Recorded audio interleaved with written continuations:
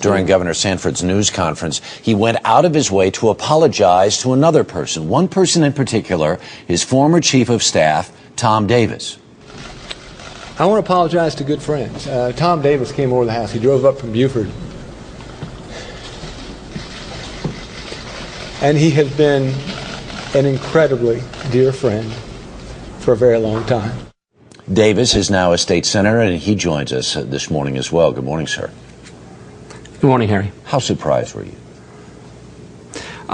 Tremendously surprised. I've known Governor Sanford for 30 years. He and I went to college together. He and I both got married at the same time. Him to Jenny, and I got married to a wonderful woman named Reed. Did you have four sons. Idea? Did you have any inkling? No. The 30 years I've known Mark Sanford, this blew me away. No.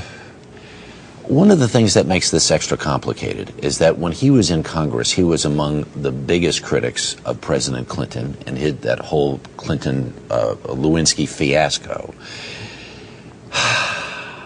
If he lives up to his own standards, can he stay in office? I think that he can. I think that the South Carolina people have a tremendous capacity for forgiveness. Now, I think the South Carolina people also have a fine nose for hypocrisy. And so the next few days are going to tell the tale about whether or not Governor Sanford is sincere in terms of taking responsibility for his acts and the pain he's caused to people. And knowing the man that he is, I think he will make that case. And I think the South Carolina people will give him a chance.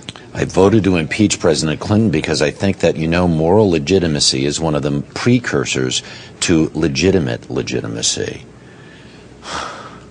He has lived a lie in front of everybody in the state, including his wife, apparently, for at least the last 6 months. It's my understanding that for the last 6 months, he and his wife have been going through therapy, counseling, trying to reconcile beyond this. I think it's important, as reprehensible as Governor Sanford's actions were, and as harmful and as hurtful as actions were to his lovely wife, Jenny, and his 4 boys. Let's remember the grounds for impeachment for President Clinton. We're not talking about impeachment. We're talking about this governor's personal behavior vis-a-vis how he responded in the past, and whether or not he lives up to what he thinks or at least claims is his own moral standard.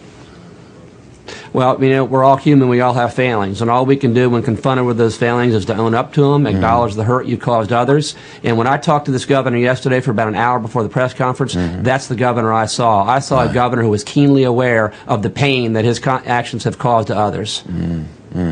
Does he survive this? Sure. We all move forward. We all sin. We fail.